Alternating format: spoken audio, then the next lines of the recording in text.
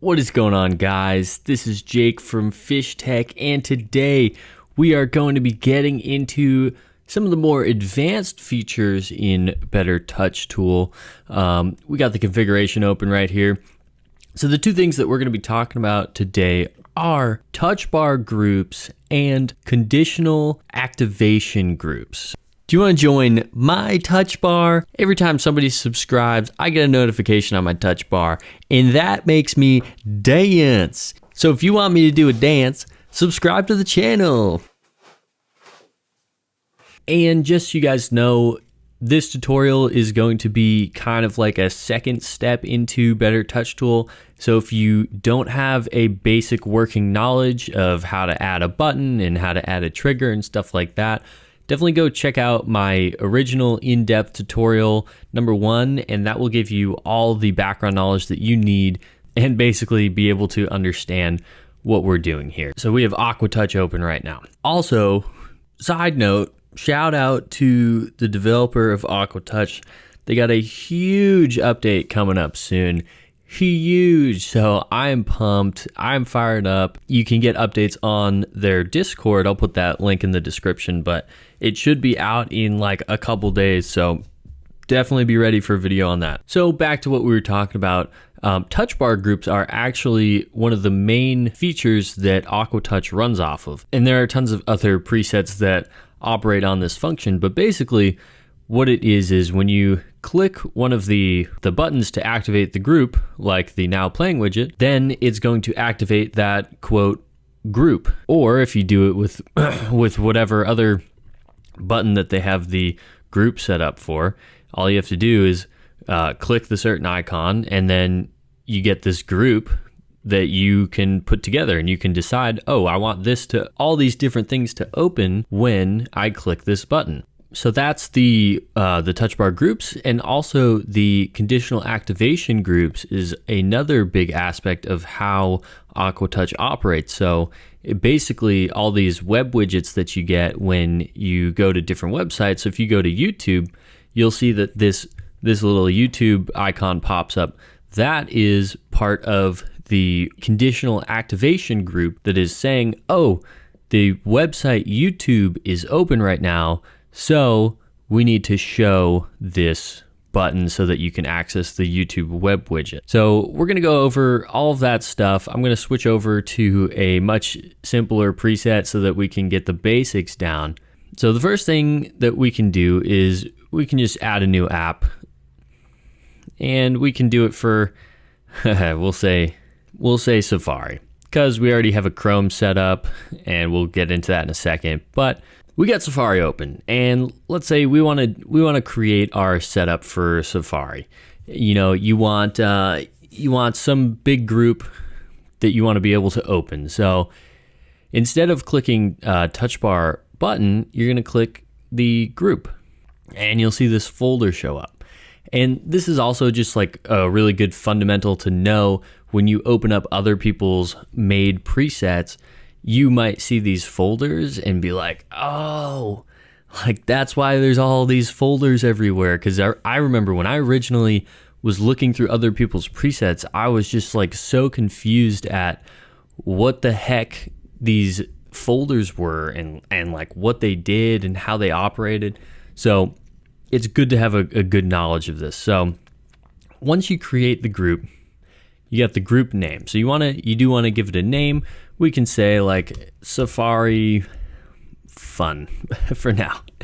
If you want to keep the group open while switching apps, you can click this button.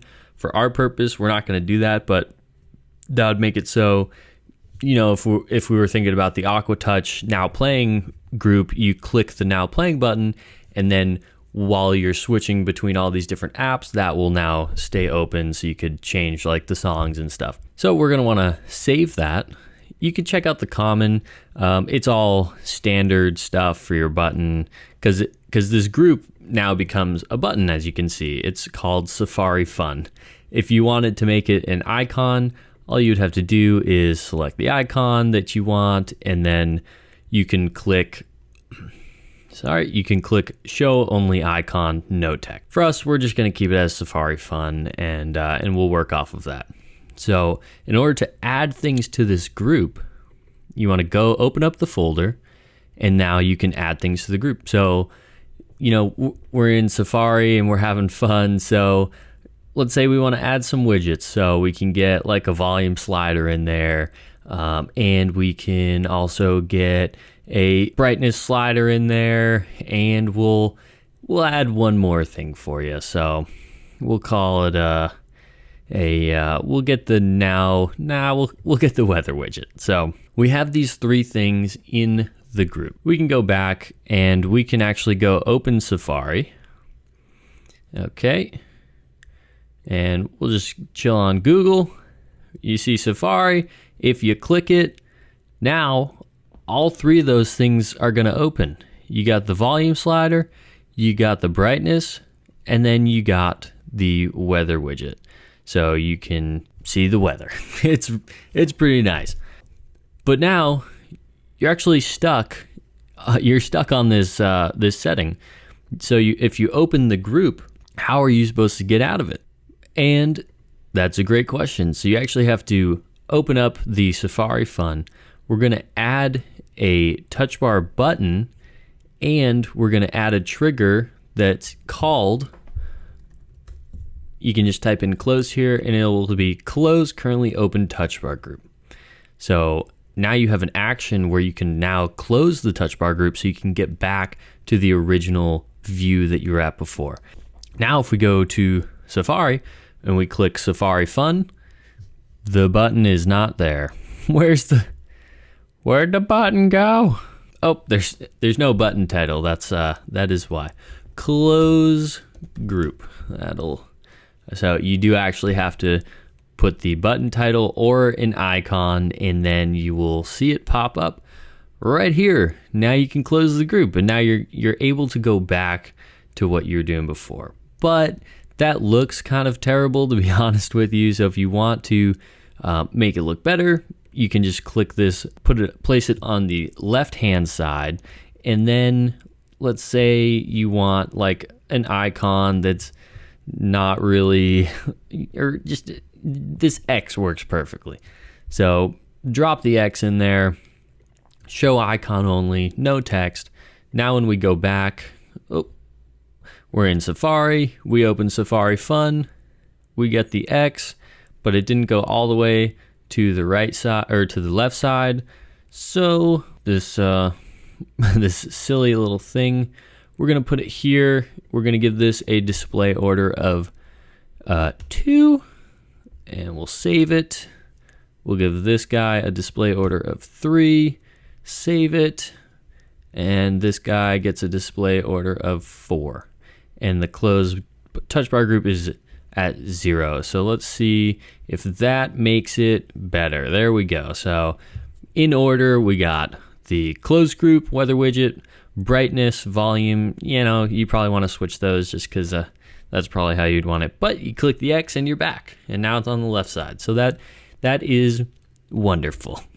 So now that we have the basics of how to create a group down, and that really is, it's not very difficult to create the groups, and it's very basic once you understand like how to actually do it and the things that you need, like closing the group and stuff like that. It's a super helpful feature and very useful to understand when you're looking at other people's work or when you're creating your own stuff. Now you might be asking, okay, how can I make it so I can open this group, or this group shows up on certain programs or like a certain website that I want? So we actually have that currently set up in Google Chrome, and you'll see that we have the app Google Chrome, we have Chrome, which is a conditional activation group, and then we have the YouTube Now Playing widget. Google Chrome I have here just as like a baseline. It's the standard application that you can add,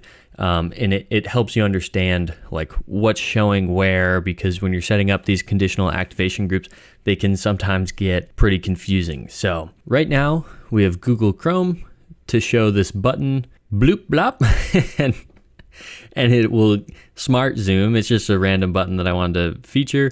On Chrome, we have rando button that does nothing, And then the YouTube Now Playing widget, we have this nice little setup stolen from Aquatouch. So thank you, Aquatouch developer guy.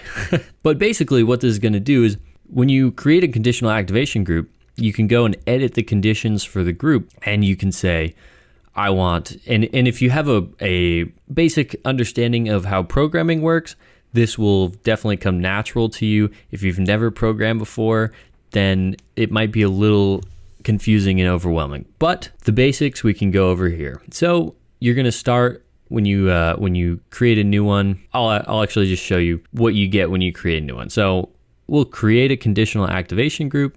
This is what it looks like. So you got any of the following are true. Window name contains, app name contains. So what I like to do is I like to just put the app name above the window name, because in the in the order of processes, you want it to go, and I'm just going to switch this to all for now, because generally you're going to want all of the following are true for what we're doing at least. There are certain circumstances where you could put any, but we're gonna want to change it to all. And then the app name contains, so what we're gonna do in this scenario is we're gonna set this up so when you open the website YouTube or a YouTube video, then this specific little setup right here is gonna open. But we only want it open if YouTube is the current window that you have open. So, if you're on google.com, we don't want the YouTube setting or the YouTube preset to show. We only want it when YouTube is open. So the way that we're going to do this is we're going to set this to all of the following are true. App name contains will go Safari. And then the app name is Safari. We don't want it to be contains. Contains would be slightly different. So any other app that has the word Safari on it, then, which I don't really think there are any out there. Maybe there might be one actually. But app name is Safari and the window name contains YouTube. So the reason that is going to work is when you go to this, you'll see that the window name, all YouTube window names actually contain the word YouTube. So this works really well for the majority of websites. There are some that are not going to show the actual name of like what the website is in the window, but most do. All the Google apps do, YouTube does it. So for most scenarios, that is going to work. And we can name the activation group Safari YouTube, and we'll save it.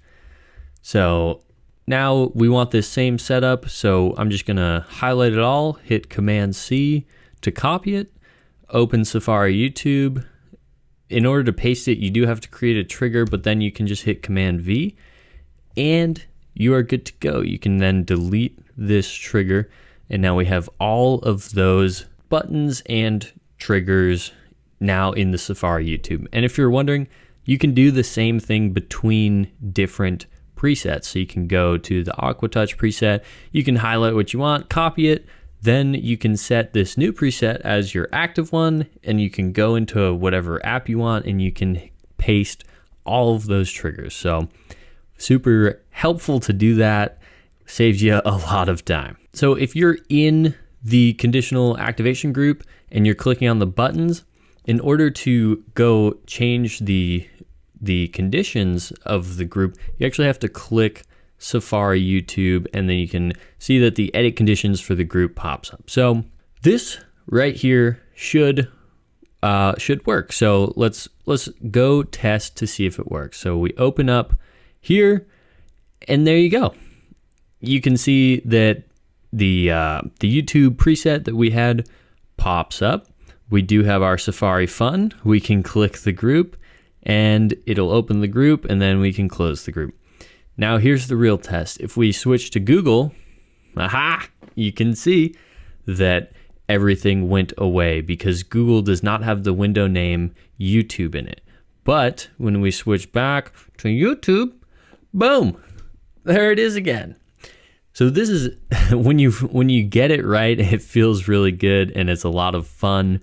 I'm sure you guys can imagine some of the possibilities that you can do with this. It is a very helpful tool to have, and it is one of the big foundations of how AquaTouch works. And this is going to be huge in you guys helping create your own presets in the future. Okay, so we can actually take this a step further. So let's say you want something that is going to show up when you open Safari, but not show up when you open the YouTube window. So you might say, oh, that should be pretty simple, but there is a little bit more that you have to do in order to make this happen. So we can actually create a new conditional activation group. We're going to select all of the following are true. That can get you caught up a lot of the times if you accidentally leave it on any. Make sure to keep it on all. We can say Safari anti-YouTube. And that's just, lets us know what the heck we're doing. So again, move the app name, change it to is Safari. And then we're actually going to minus that window name. So what we have to do here is, you may have noticed at the top, you can hold the Option key to create nested rules. This is a super powerful feature and allows you to do so much more than just like setting basic rules. So if you hit Option and then you click one of these, you can see that another of the following are true comes up. So we want all to be, we're going to want none of the following are true. So we want to go to window name contains YouTube. Now the reason we're doing this is if you go down the line of processes, it hopefully should make sense to you. So for this Safari anti-YouTube, we want it to show up when YouTube is not the window name. So all of the following are true. The app name is Safari. Okay, so we're going to have Safari open. And then none of the following are true. Window name contains YouTube. So if it contains the name YouTube in the window name, this activation group is not going to show up. So we can hit save. And now we can add some random button just to show what's going on. And we'll just call it anti-YouTube. And we'll save that. And let's go see if that is going to work. Okay, so you saw it pop up there for a second, and then it realized, oh, YouTube is the window name. We got to get that out of there. But if we go to Google, you can see that the anti-YouTube button actually shows up, which is awesome. So now what this means is you can have different groups or different sets of buttons and different sets of everything for specific websites, specific processes that you want. So if you go through the conditions for each group, it's not just app name. There are bundle identifier, executable path, the process name, the running process, the window name, the blah, blah, blah, active touch bar group, and that's going to be related to the groups that we went over creating earlier. This feature is super powerful, and if you can really learn how to use it, it's pretty freaking awesome. And you might have noticed that like down here you can get the Better Touch Tool variables, custom variable. So what that is actually related to is you can use it with like Apple scripts and JavaScript and all that stuff. So you can take in your own custom variables that you assign to it, and then you can incorporate that into the conditional activation group. That's kind of like the next layer, the next step of this stuff. I don't really understand it too well yet, but I'm definitely looking to learn and improve upon that skill. Just note, you can add an icon to these conditional activation groups. You just copy and paste it or drag it in there, and that's all you got to do. So I hope you guys learned something here, learned how to do the touch bar groups and the conditional activation groups. And if you did, appreciate it if you hit that like button. If you didn't learn jack squat, then feel free to hit that dislike button. But if you want to subscribe, hit the subscribe button. We post videos often about Better Touch Tool, and we also explore some other Mac and Apple topics as well occasionally. But I hope you guys enjoyed this video. That's all I got for today. Peace.